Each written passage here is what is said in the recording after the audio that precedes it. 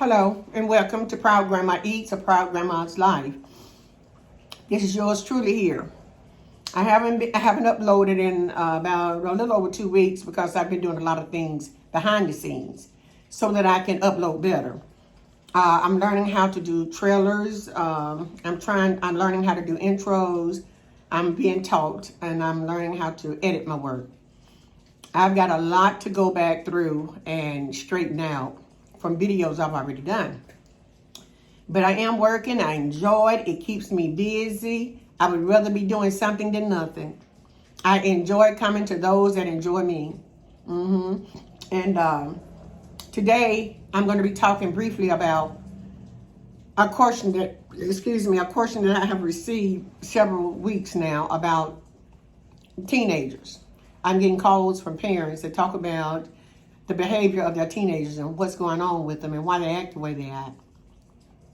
And they're ranging from the ages of 12 to 19. And I am a biblical counselor. I am. And I've been doing this for, oh my God, well over 25 years. Yeah. And this is what I do. This is part of what I do. Ministry is my life. In some way, form, or fashion, whenever you see me doing anything, you better believe it's part of the ministry. Okay, so today, let me tell you what I got. Then we're going to talk about that question while we eat. I've got stewed pears and my special seafood garlic sauce. Stewed pears, and I have stewed potatoes. Got another pear. They're beautiful, yeah. Pear. And I've got cauliflower, a whole head of cauliflower stewed, mostly steamed, and boiled with my base being the garlic sauce, seafood garlic sauce. That is delicious. And then I have none other but the famous neck bone. Neck bone with onion on neck bones. I have good old neck bones today. Okay. And I got that idea from Lips. I want to give a shout out to Lips today, who's a content creator. He's a mukbanger. And I watched a video of his about a week ago. He was doing neck bones. Y'all, those things look so good. I had to go and get me some neck bones. And so today I contribute my eating lunch, my lunch that I'm eating, to Lips, who made those things look so good. Go and check his channel out. It's Lips. It's Lips, I think. Lips. He's an entertainer. Smart. Funny. And serious. And what I like about him is he responds. He responds to you. He makes you feel like he know you. That's the way I feel. You know, I drop comments. I don't just go to folks' sites and don't say nothing. I drop comments. And there's 3 of them that will comment back. So go and visit. Come on, we're all a big community of people trying to survive in this world with the environment being the way it is today. So we need each other. Go check them out. Another one is Flavor by Dame Dash. I love and watch their show because he's real. He just comes across as being just him. He don't try to put on airs. He's not flamboyant. He's just him. And I enjoy them. They talk about, they are real people. I put it that way. But you better not mess with them. That's all I can say. You just better not mess with Flavor, Dame Dash, and Mylan. You better not mess with them. And Aria neither. Aria. Okay, and who else is that? Adrian. Adrian responds back too. So does Flavor by Dame Dash. And I thank you guys for that. When I don't care how many viewers they have or how many subscribers, they find a way to subscribe back to you. I mean, to respond to your comments. And I thank y'all so much because it encourages me and inspires me. It lets me know that I'm not just out here like people want you to think, with nobody listening or paying attention to you. Whether they were or not, it's okay. I like to do what I like to do for you all. I don't have to have reciprocation, but it makes me feel good when I get it. So Flavor by Dame Dash, thank you for just letting me know. You get my comments and what you think about them. Adrian, you know you're like a grandson to me too. I know you got a lot of grandmamas who have adopted you out there, Adrian, but I'm one of them too. I'm proud grandma eats a proud grandma's life. And Adrian, he's humble, y'all. He will always respond. He's a man. A lot of men can learn lessons about how to treat women and how to respect themselves and others by watching Adrian. Adrian has a cooking show. It's Adrian's Review and Cooking Show. Something like that. Just look it up. Adrians. Adrian's. You're going to recognize him because he has the prettiest smile in the world.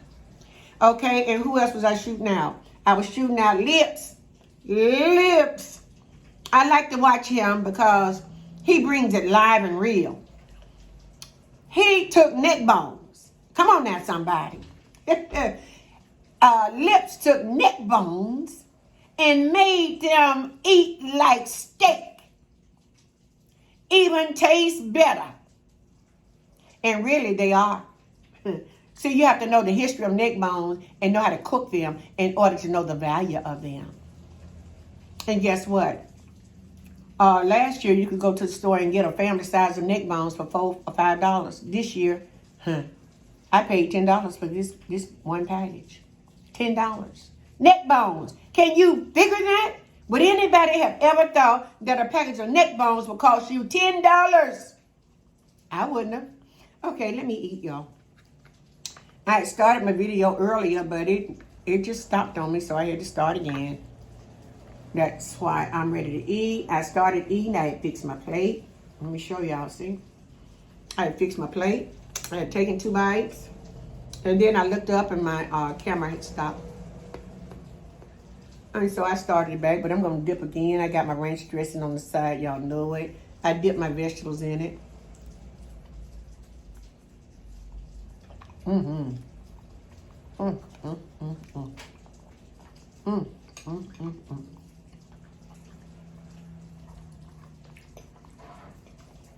I got my cauliflower. It's good. Everything was sauteed or steamed in my and Proud Grandma's seafood sauce with garlic.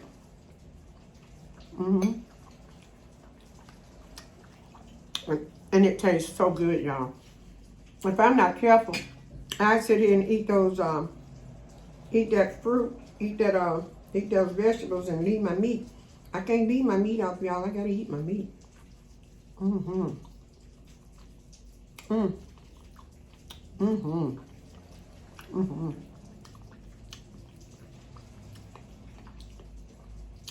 I took care. You have to clean your neck bones real good before you cook them. And you have to cut all that little excess stuff off that don't need to be on them. And then you can really enjoy them. Ooh, Lips. These neck bones are so good.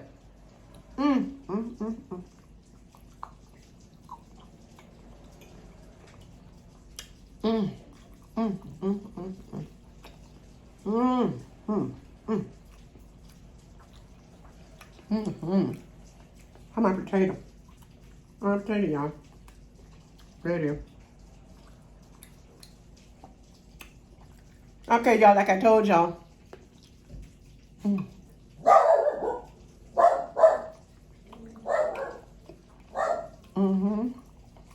We're talking about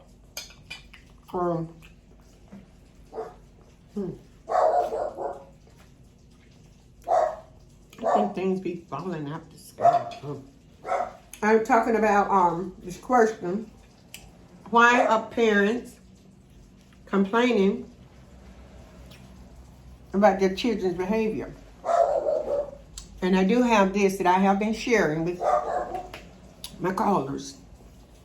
I counseled online, on the phone, over the phone.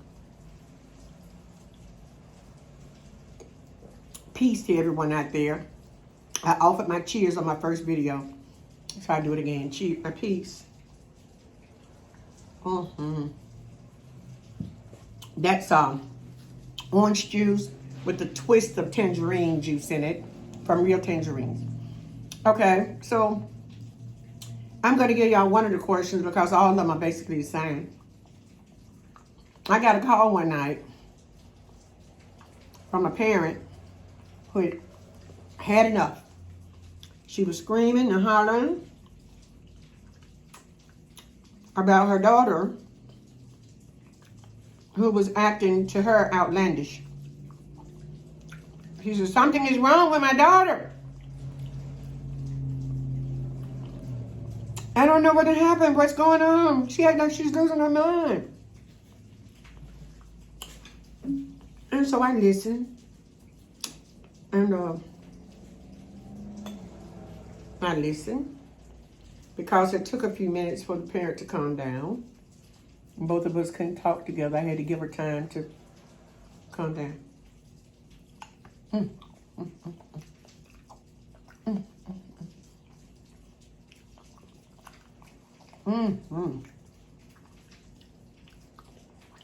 Not only that parent, I got calls from other parents saying the same thing.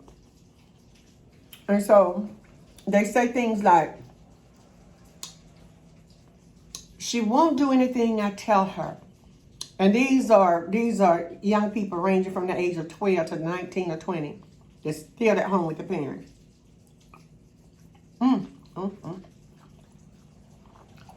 That cauliflower. You don't know what you're missing. And so she said she won't do anything I tell her. Won't listen to me. Talk back. Real disrespectful. Won't clean up. Won't do nothing. Just all kind of things.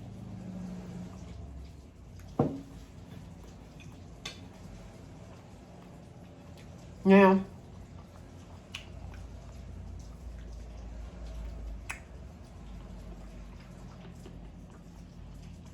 hold on a minute. I told y'all I was hungry. I hadn't eaten since breakfast. And I didn't eat a lot. Neck bones. You know, so I don't have to have anything with mine because I season them. And that seafood sauce that I got on everything else just complements the neck bones too, just right. And so, I listened. And then, let me ask you all. Are any of you out there that's listening to this, to me, or tuning in to Proud Grandma today, are you experiencing things like that with your children? Regardless of the age, are you experiencing things like that?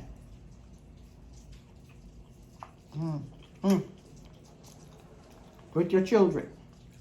You may be a papa out there raising your children, single dad. Are you going through things like that? Well, I'm going to simply say this for today. But I do teach on things like this.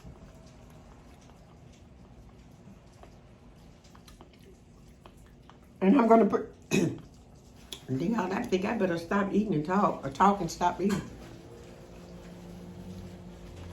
Let me say this and then I'm going to start back to eating.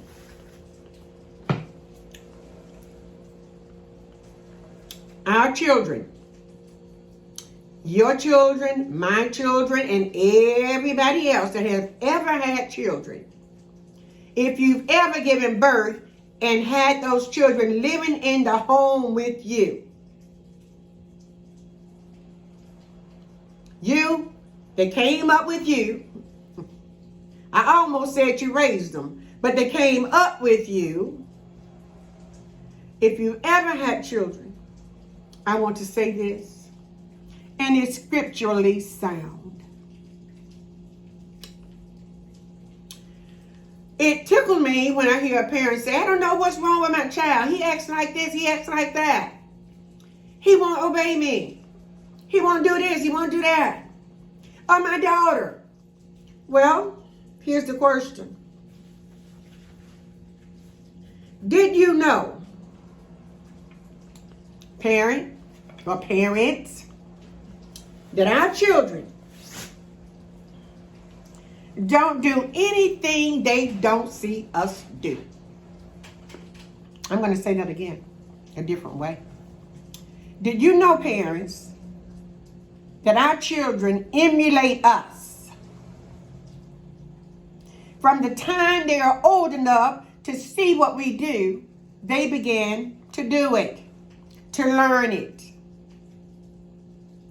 And usually that starts somewhere, with some of us in the womb. In the womb. Because there is something else behind all of this. But it starts in the womb. And that child at the age of 2 starts watching you. You remember how at the age of 2 you can put on some music and you up there gyrating and dancing with your baby.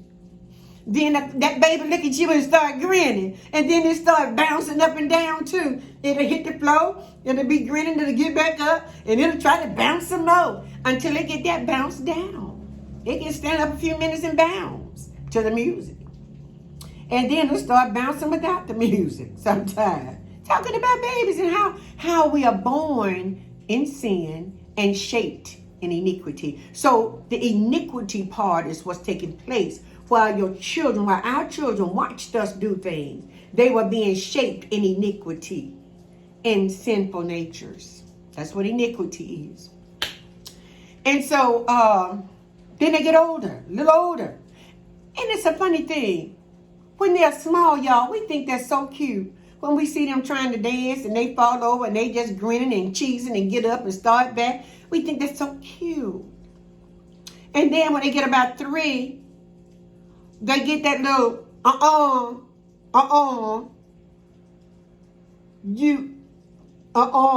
can't even talk good. Tell me some, no.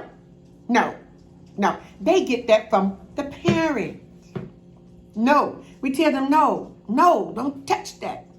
So they learn it and they tell you back, no. It's funny and cute then, isn't it? But let them keep growing. We're going to let them grow up a little bit more now. Here we go. And so then, at the age of 4, you told them, no, don't touch that. And when they still touched it anyway, they can right in your eyes and they reach over and touch it. Like you don't tell me what to do. And you let it go. And then we have some parents out there that didn't let it go, but you start tapping them on that hand. Tap, tap, tap. I told you no. Leave that alone. No. Tap, tap, tap. Don't do that again. And the baby start crying. Well, they go on. But guess what happens? Have you ever noticed that later, a few days later, same place, same station, same time, that child walks up to grab that thing again after you've tapped it. And you grab that little hand, and you, no, you can't touch that. No, hurt, burn, hot. Okay, so they gonna cry, and they get to cry over, and they whimper. Y'all know how they do. And then they go until the next time.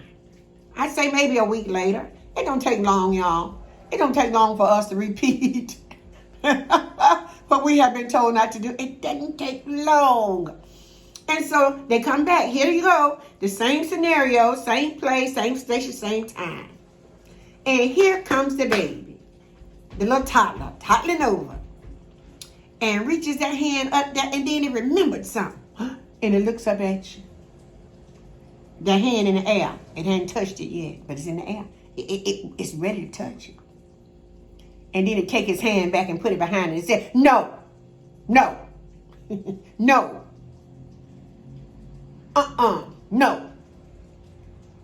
It looks at that thing because it really want to touch it. And then I've seen some children do this. They go. Did y'all see that? They'll run and touch it real quick. And then look at you and laugh and snatch the hand behind it. Do y'all think that's normal? No. There's something doing that. And then you have one that'll go ahead and touch it anyway. They don't care if they're going to get that whipping or not. Bam! And there you go. Then you have that cute one that'll come and look at it and think about it and say, no, I don't want that whipping. So they just walk on away and find something else. Well, I use that example to tell you this is how we learn how to do what you see your children do. Your children learn by watching you. Now, this is going to be a little tight what I'm about to say now, but please know that all of us are included in this. So I'm not pointing my finger at anybody. I'm not talking about anybody, okay? We are just victims of our environment. Okay, that baby, as it grows older, learns how to lie. I'm going to use the example of the insurance man. Anybody ever had the insurance man to come to your house? And your mama told you to tell the insurance man that she wasn't at home? So the insurance man comes to the door and knocks. Tap, tap, tap. Mama says, go answer the door. Go answer the door. Tell him I ain't here. Tell him I'm not here. So the child goes to the door at the age of about 7 or 8. Or 6. Excuse me. Opens the door and said, the policy man standing there looking. Is your mama home? Her said her not here. What? My mama said her not here. And a lot of times they'll walk away. But that was this one occasion I got to tell y'all about it. My house that happened. My house. My mama's house. Never forget it. Never forget. That's a story that we still tell today. There was a policy man that came to my mama's house. It was the independent policy man. He was used to coming every week because they come every week to get them few little pennies. And I was the one that was sent to the door that day. My mama not here. My mama said she's not here. Where's your mama? I don't know. Do you think she'll mind if I come? I know where she keep her policy hanging in her room. Can I go in there and get it? She probably left the money in there for me. I looked at him. Now, I was about 8 or 9. And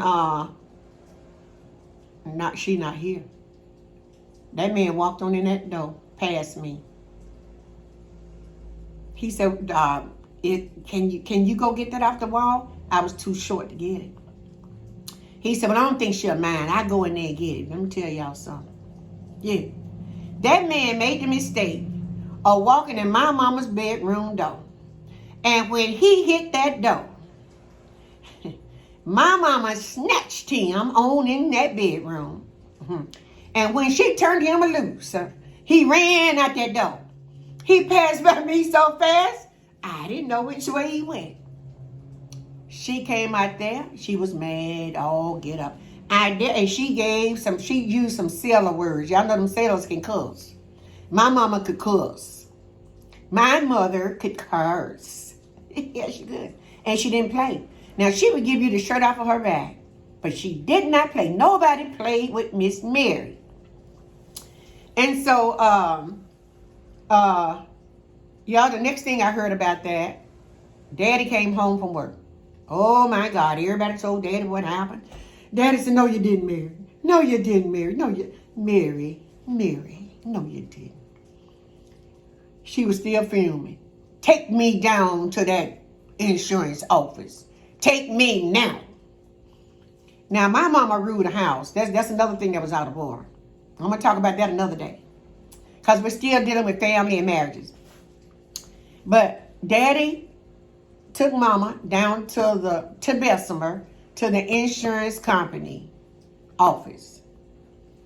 And they tell me, because I wasn't there, that when my mama walked in that office, he was standing over behind the counter. The same man that come to our house to collect insurance money. My mama walked up to that counter And she grabbed him in the collar and snatched him across the counter and began to beating him again. Tell me, if you ever come back to my house, I'll kill you. That man never came back to my mama's house ever again. Now, let me tell y'all something. What did we learn from that? What did we learn from watching that happen? What did I learn? I'm going to tell y'all what I learned, and then I'm going to stop it for the day. I may have to pick up on some more of this another time. Because you know when I get to talking, I can talk.